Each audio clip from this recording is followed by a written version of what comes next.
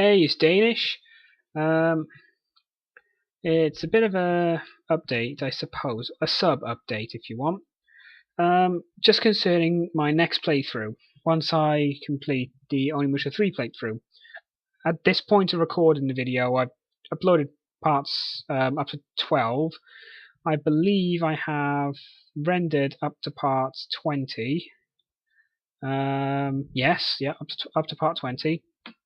I'm about halfway done through rendering the entire playthrough. It took 8.5 hours, the entire thing. But I did get an S rank. I got a fucking S rank this time. Though I did die 3 times at the same area. Anyway, concerning my next playthrough, 2 people know of this playthrough already. One of them knew this morning. But Dom knows about it. Also, he's suggested another Pokemon for my speed drawing. Thanks, Dom. I'll get on that once I finish recording this video. It's considering my next playthrough. It's going to be Pokemon Red. Now, that sounds normal in itself.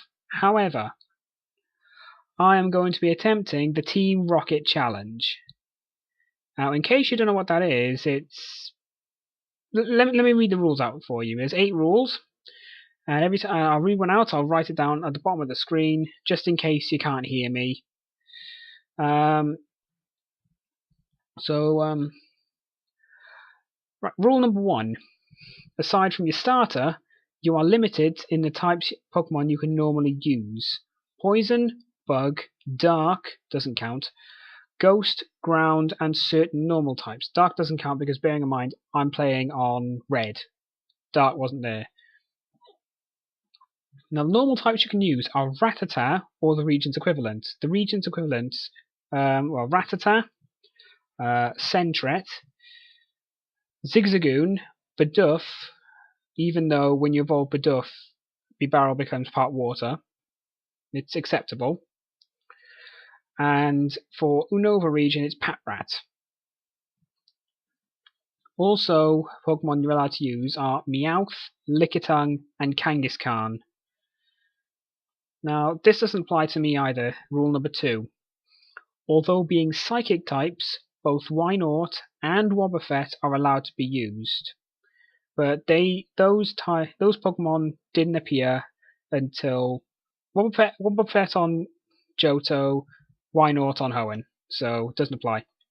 Rule number 3, this is a good one, optional. You don't have to do this, but it makes it a bit more interesting.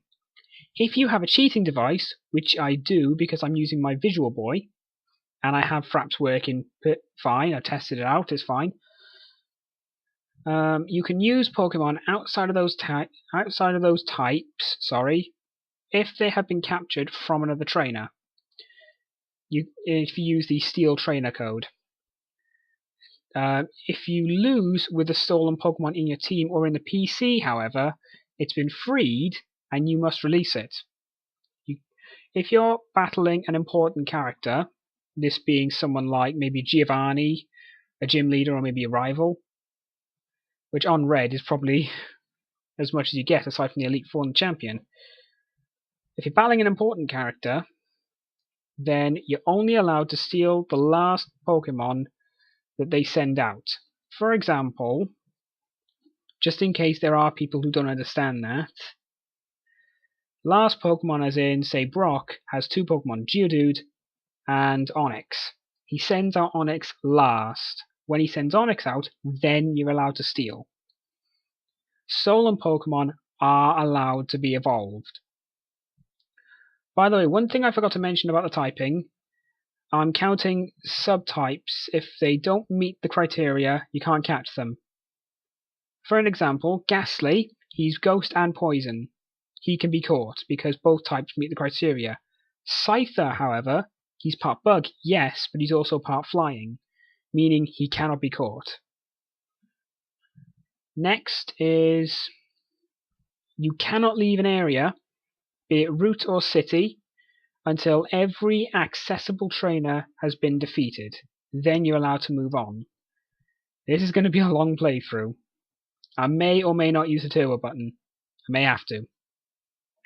If you're playing a Gen 1 or Gen 2 game, or a remake, which is Fire Red, Leaf Green, Heart Gold, and Soul Silver, you must avoid battles with Team Rocket as much as you can. However, if you're playing a Gen 3 game or further, so that's the Hoenn line, Sinnoh, and Unova, destroy the enemy team entirely. So if you're playing Gen 3 or higher, you have to defeat every possible member of Team Magma, Aqua, Galactic, or Team Plasma. This doesn't count for me, but in case you are playing on a regular Game Boy or DS, trading is allowed with other people taking the Team Rocket challenge. Only people taking the challenge can you trade with. That was rule number 6. Rule number 7, Pokemon given to you are counted as Pokemon that have been stolen. You don't count the starter in this. That's what I'm doing. I don't count the starter. But Pokemon that are given to you, for example, the Eevee in Saladon City, or one of the Hitmon duo in Saffron, they are counted as stolen, meaning if you lose a battle after you've been given a Pokemon, they have to be released, along with any other stolen Pokemon you had. Rule 8, which is the final rule, and it's a big problem for me deciding my starter. Your mission is complete when you have captured all legendary Pokemon of that region for the glory of Team Rocket. Basically, on Pokemon Red, once I capture Moltres, Zapdos, and Articuno, and Mewtwo. I'm not counting Mew because I don't fully understand the Mew glitch. And besides, you have to glitch to find Mew anyway, so it doesn't count. But once I capture Moltres, Zapdos, Articuno, and Mewtwo, challenge complete. If I manage to catch them. Those are all the rules. Wow, okay, that took longer than I expected. Sorry about that. Took 7.5 minutes there. But those are all the rules for the Team Rocket Challenge. Let me know what you think, and wish me luck because I'm going to fucking need it for this. And when I say the legendary Pokemon rule is giving me trouble to pick my starter, if any of you have played the original Pokemon Red or Blue, or possibly Yellow, I'm not sure if it still works in Yellow either.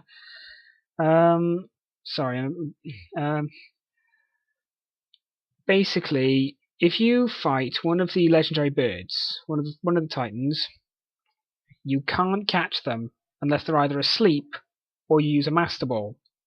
Bear in mind, a Master Ball, there's only one Master Ball and there's 4 fucking legendaries. I'm probably going to use it on Mewtwo.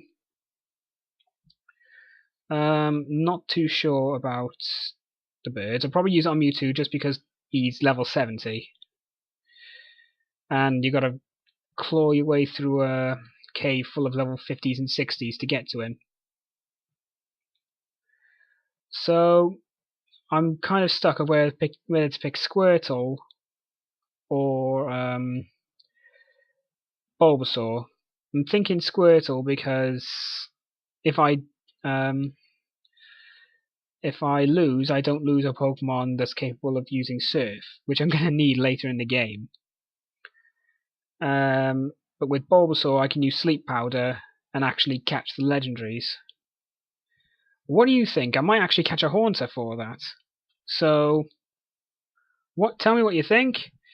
And thanks for watching. Danish out.